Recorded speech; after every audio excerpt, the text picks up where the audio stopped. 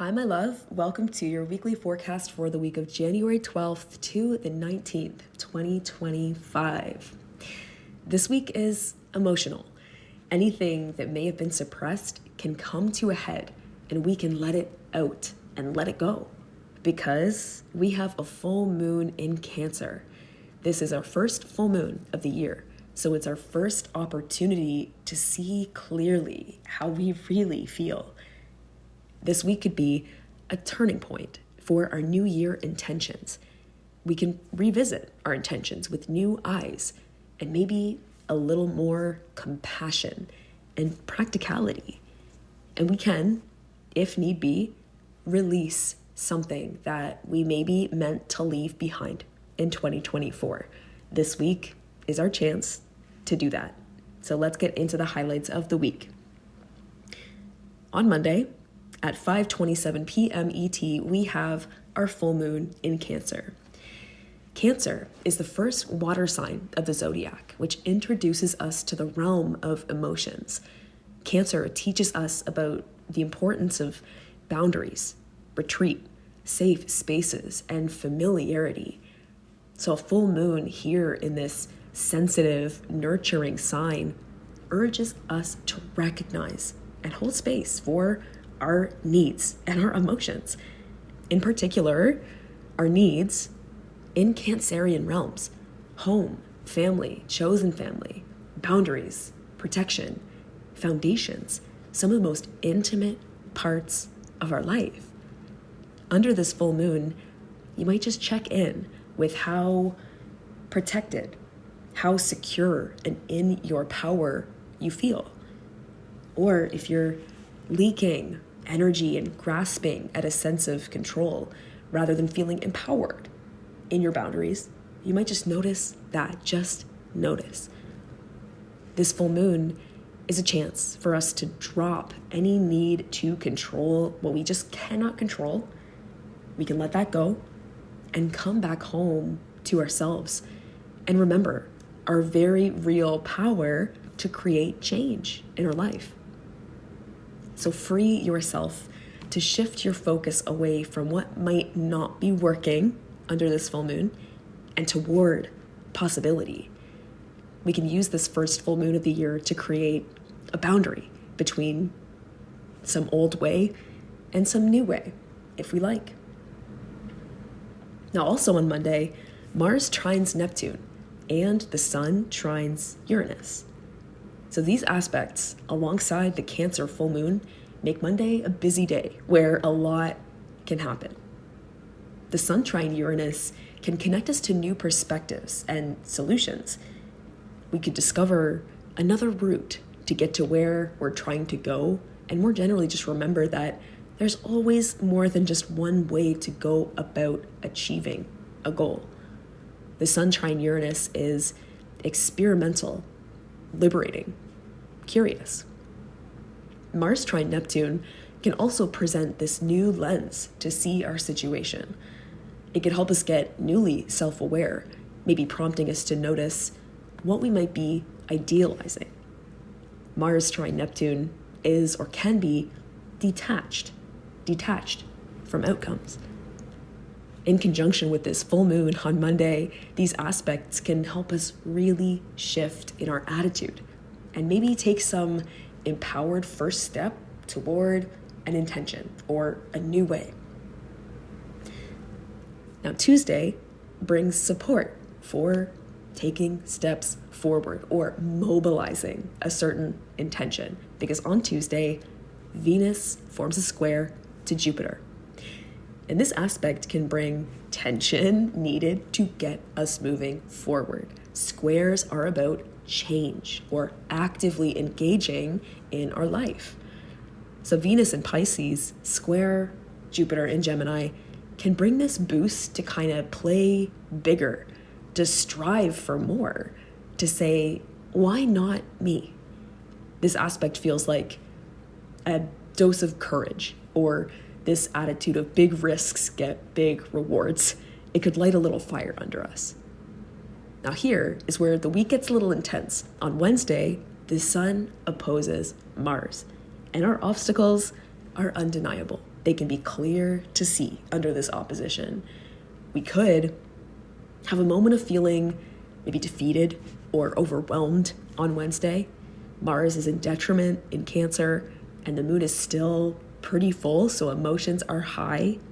Midweek, we could hit a wall. So if you need a break, take a break on Wednesday. Because on Saturday, Venus conjoins Saturn in Pisces, and we commit. We can remember why we started and what we're ultimately here to do in the long term. Saturday with this Venus-Saturn conjunction brings a reward, maybe of some kind, or a feeling of gratification of some kind to end this week, and it could feel good. Venus is exalted in Pisces, and so it thrives here, and Saturn is about longevity.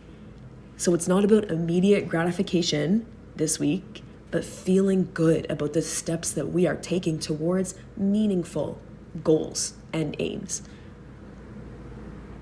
Now on Sunday, at 3 p.m. ET, the sun moves into Aquarius until February 18th. Aquarius season puts our focus on meaning and the big picture. After Capricorn season, which was all about goals and ambition and structure, Aquarius season comes in and asks, so what? So what if we work hard? So what if we win? So what if we achieve X, Y, Z goal? What's the point? What's the impact that we're making on the world around us? And are we leaving the world a better place than it was when we came? And if not, what are we doing? Where Capricorn season is all about creating boundaries that allow us to streamline and accomplish goals and preserving tradition, Aquarius season is about rebelling, questioning, choosing our own way, a new way, freeing ourselves from self-comparison, reinventing ourselves and our methods. Aquarius season can help us connect with the changes that we want to see in the world, and it can help us connect with our allies or community or connections that share our values and can help us to create what we are creating here. There's strength in numbers in Aquarius season. Now next week, the sun conjoins Pluto, Mercury opposes Mars and trines Uranus, and Venus trines Mars. So moving on forward into 2025, integrating, learning, feeling. This week certainly brings a pause, though, an opportunity to notice what's coming up and a chance to release whatever we know it's time to release at this point so that we can move forward feeling really good and confident in our actions and what we're setting our sights on and how we're doing it. So let's see what the tarot offers us.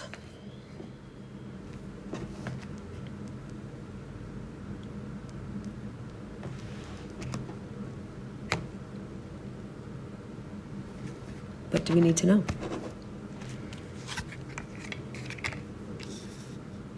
The Eight of Pentacles and the King of Pentacles and the Ace of Cups. What's coming up under this full moon? What is becoming clear as the moon waxes and it gets big and bright and full in the sky? Our emotions can be close to the surface. There can be a lot that's maybe coming up for us right now. What are you feeling? What are you feeling? The Ace of Cups is like that raw energy of emotion, intuition. We want to get that up and moving through us. We want to move emotions through us at the full moon because we don't want to keep that inside. There's so much potential here. The Ace of Cups is this potential, this new dream that's maybe forming, a new vision, a new intuitive nudge, a hunch of what is next. Tune into that. The Eight of Pentacles and the King of Pentacles shows that we are evolving in our process, where the Eight of Pentacles is about structure and repetition and consistency and diligence and focus and, making moves. The King of Pentacles sees a bigger picture than that. And I think right now we might be getting some feedback around what parts of our process need to change, what needs an update, so that we can take a step up and feel really in our power. The King of Pentacles is very empowered, right? Very empowered. They know the process, they know what needs to be done, but they don't do all the work themselves, right? They offer the direction to other people to play out the execute the strategy, if you like. So under this full moon in Cancer, we have, what's coming to my mind right now is thinking about the polarity of the Cancer and Capricorn axis, where Cancer is about like heart-centered ambition and how we want to feel and like personal life goals and fulfillment. Capricorn is about inspiration or goals that are sort of like external in a way. Capricorn is starting to create things to provide for other people. It's about systems and structures that organize people, very organized sign, very much about the tangible parts of life and like public life fulfillment and goals and professional life fulfillment and goals. So tune into that balance in your life right now. Like full moons, they highlight, they're this opposition, they're this tension between the sun and the moon. So notice, what's out of balance here? What's out of balance? Where are your needs pointing you to? Do you need a little bit more like deep intentional self-care, like private time, like retreat to go back into your crab shell? Or are you feeling called to like connect with inspiration and support and create new structures and new things and accomplish goals in the outer world? Like the full moon is about something needs to be released or added or subtracted so that we can like allow this balance to feel good. Where are your needs? Where are your needs not being met? Where do you need support in your life? Where's the call? The King of Pentacles, they are in charge. And we have maybe more power than we are allowing ourselves to think. Something about the Ace of Cups is like, it feels like there's just could be a lot of power in like seeking new perspectives at this time and just like seeing things in a new way, stepping outside of ourselves. Because we don't know what we don't know kind of thing. And we don't want to get lost in our feels or stay stuck in that like repetition cycle of the Eight of Pentacles, doing what's not working, doing. How about pause? How about pause? And take your power back and connecting in with new inspiration, new ways of doing things, new forms of support. I have the Five of Swords here. Five of Swords feels like at this full moon we could be looking back on the past in a way. Certainly Cancer rules nostalgia and memories, has a really strong memory, and man, doesn't the body too, So release, or acknowledge rather, any way of hoping or wishing that the past could be any different under this full moon. Just notice how your energy, attention's being pulled back into the past. That's okay. be with yourself through whatever like process of grieving something, potentially if that's coming up for you. Be with that. Be with something that maybe you look back on from 2024 or beyond and like don't really feel very good about. You know, the Five of Swords is like feeling a little, you know, crunchy or crispy or just still connected to something in the past, and it doesn't feel good. This week could be a week where we cut cords and snap our fingers and say, I'm back. I'm back in the throne. I'm back on the horse. I'm back in the driver's seat. I know my values. I trust myself. And I know that I am deeply resourceful. And I am very creative. I am a really good manifester. That's the King of Pentacles, right? We can make things happen. So, become present. Connect with your heart. And remember that feeling your emotions, feeling feelings is the necessary first step to creating dreams into reality, you know?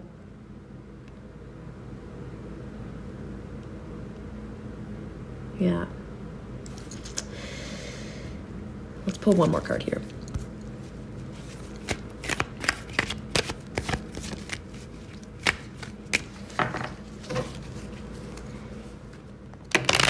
What do we have to let go of? Just, you know, cleaning up the boundaries a little bit, you know? Cleaning up the boundaries a little bit. Bringing clarity to whatever needs to be brought, to be expressed. Because if we keep things in that we're feeling stuck, we have to talk, we need to share, we need to be witnessed. There's a whole lot of value in that. We have the Seven of Swords coming up. Yeah. Seven of Swords and the Five of Swords, we have that like looking back into the past. Both of these figures are looking back and feeling like,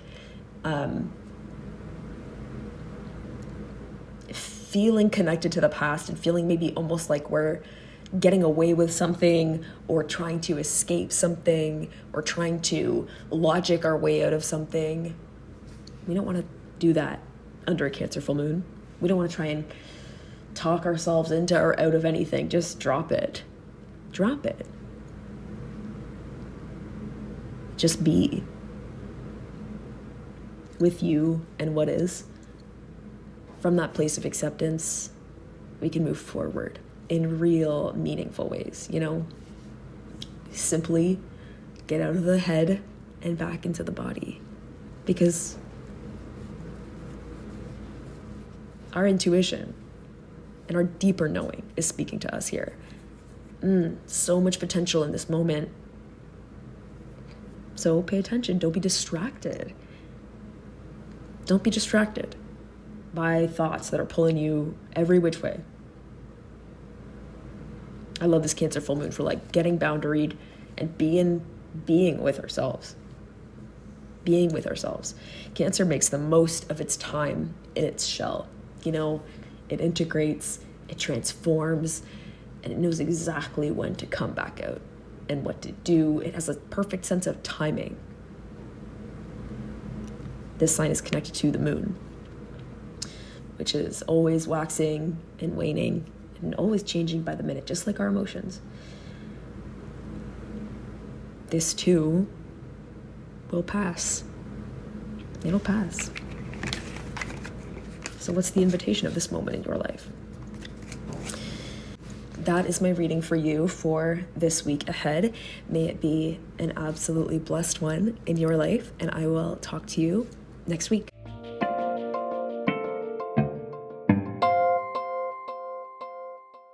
My love, if you're ready for a reading with me, you can browse my reading options at the link in the show notes. A reading with me is an opportunity to be inspired by the stars and the wisdom of the tarot. and ultimately to restore your confidence in yourself as the wise and powerful paver of your path. All of my tarot readings come with insights into the current transits and how they might be affecting you and how you can best work with them. And each reading also includes journal prompts and practical guidance so that you can actively work with the messages that I share, as well as key dates and timelines to be mindful of as well. Readings are delivered as a PDF of channeled writing and a video breakdown of your spread or your birth chart. Each is meant to serve you for life and be referred to over time. So if you are ready to book your reading, go ahead and tap the link in the show notes and browse my shop. And if you have any questions at all, you can feel free to DM me on Instagram.